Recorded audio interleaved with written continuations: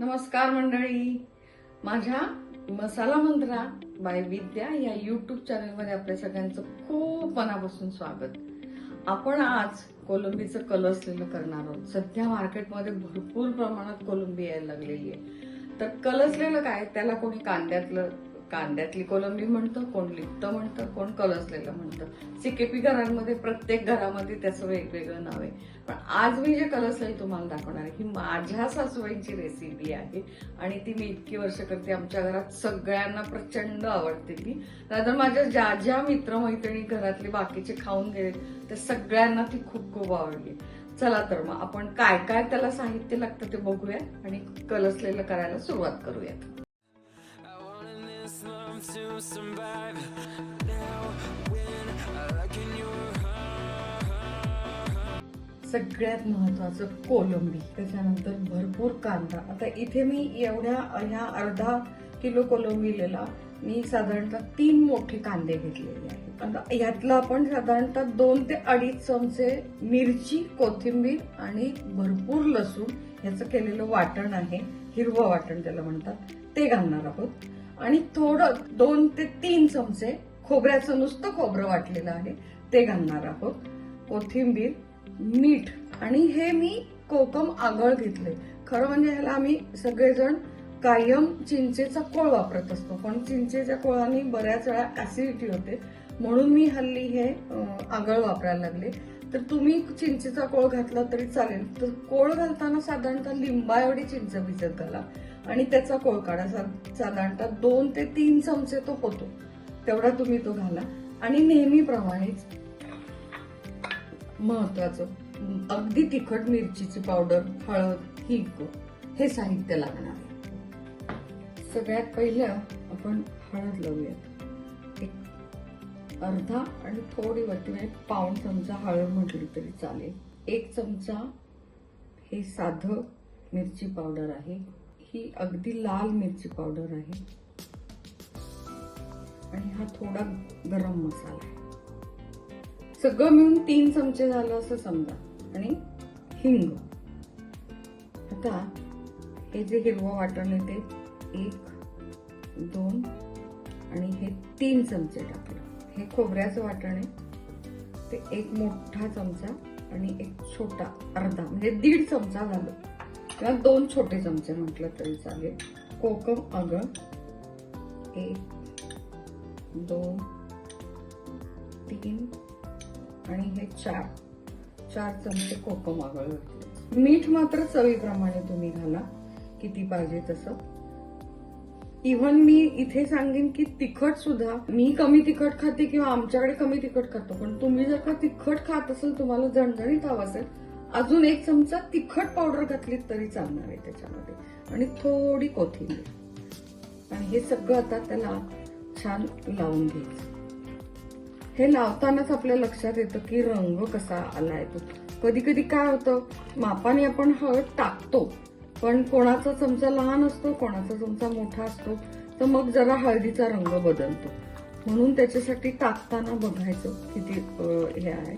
आणि जेव्हा तुम्ही कोलंबी फोडणीला टाकता ना, तेव्हा मग लक्षात येतं की हळद थोडी कमी पडली, तर अशा वेळेस मग 1 छोटा चमचा हळद टाकायची. किंवा ही तिखट वाटलंच आपल्याला की नाही अजून तिखट हवंय, आता मला इथे अजून वाटतंय की रंग नीट नाही आलेला, आता मी याच्यामध्ये थोडंसं परत रंगाची मिरची पावडर आहे ती साधारणतः अर्धा चमचा टाकलेली, घेतली 1 चमचा आणि ही छोटा चमचा चमच्याचा कट एवढंच मिरची पावडर आणि हळद टाकली.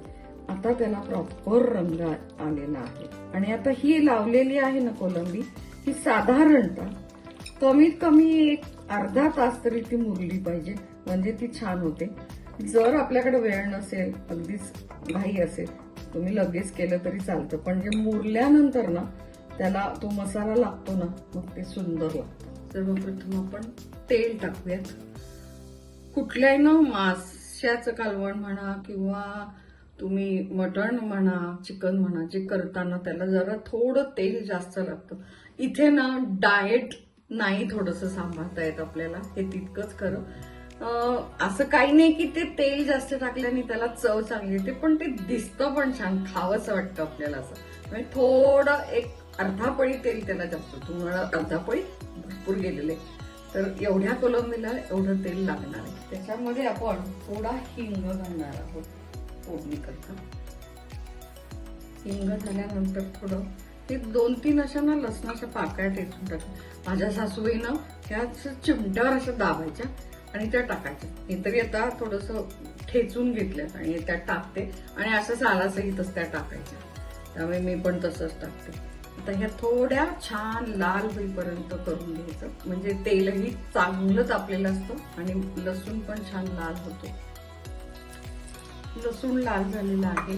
आता आपण कांदा टाकू.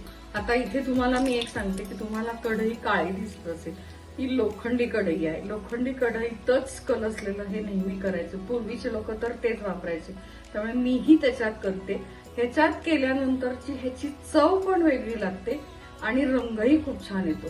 तुम्ही जर का नसेल लोखंडी कढई, साध्या स्टीलच्या किंवा तुमच्याकडे जी कढई असेल, नॉनस्टिक पॅन असेल, त्याच्यात केलं तरी चालेल. पण लोखंडी कढईत तुम्ही करून बघा, फार सुंदर लागतं. मुख्य म्हणजे ह्याच्यात चव छान येते, लोखंडी कढईत रंग छान येतो, म्हणून ह्याच्यात करायचं. आता ह्याच्यात तुम्ही ना कलसलेलं झाल्यावर तुमच्याच लक्षात येईल की काय फरक दिसतोय ते. म्हणजे मी सांगणार आणि मी सांगू का, मी ना ह्याचा अनुभव घेतला. सुरुवातीला मी करायची नाही कलसलेलं. मला कळायचं नाही की आईंच्या सारखी चव काय येत नाही याला, आपलं काय चुकतं, आपण काय टाकायचं राहतं का, काही कळायचं नाही. मग एक दिवस काय झालं, मी कढई नव्हती नेहमीची साधी आपली, पण ही कढई होती. ही कढई ठेवून त्या दिवशी मी ह्याच्यात केलं आणि गंमत सांगते तुम्हाला, ह्याच्यात केल्यानंतर जे आई करायच्या ना ती प्रॉपर चव त्याला आली आणि मग मला युरेका सारखं झालं की अरे यार, लोखंडी कढई हवी आहे. म्हणून मी त्याच्यानंतर हे लोखंडी कढईत करायला सुरुवात केली. अजून कांदा खूप छान होऊन द्यायचा आहे त्याच्यामध्ये. आता हा कांदा सुंदर झालेला आहे, इतपत तो असा छान होऊन द्यायचा, म्हणजे मग तो दाताखाली ना असा कचकच लागत नाही. आता आपण ह्याच्यात मग अशी मॅरिनेट केलेली कोलंबी टाकूया.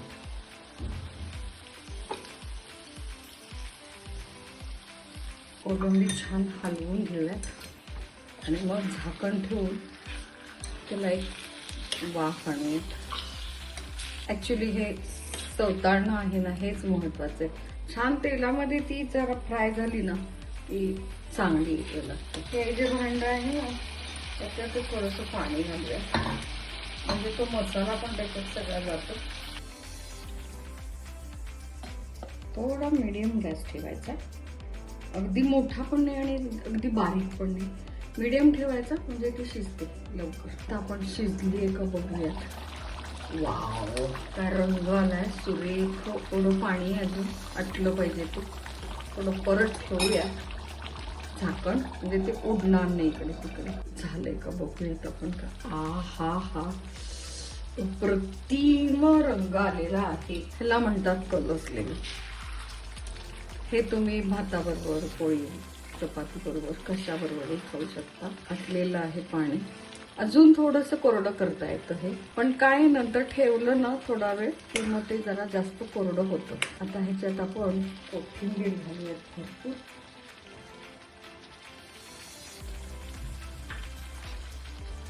आता कोलंबी शिजली की नाही हे नवशिक्या माणसांना कसं कळणार, त्याच्यासाठी कोथिंबीर त्याची घ्यायची, मस्त चमच्याने तोडली गेली, म्हणजे ही शिजली. आता आपण गॅस बंद करूयात. कोलंबीचं कलसलेलं तयार झालेलं आहे. पूर्णपणे पारंपरिक रेसिपी, अतिशय सुंदर आहे. तुम्ही पण जरूर करून बघा. कशी झकास दिसते ना, आत्ताच तोंडाला पाणी सुटलं. आता मी खाऊनच बघते खरंच तुमच्या समोर, म्हणजे तुम्हाला पण कळेल किती किती सुंदर झाली आहे.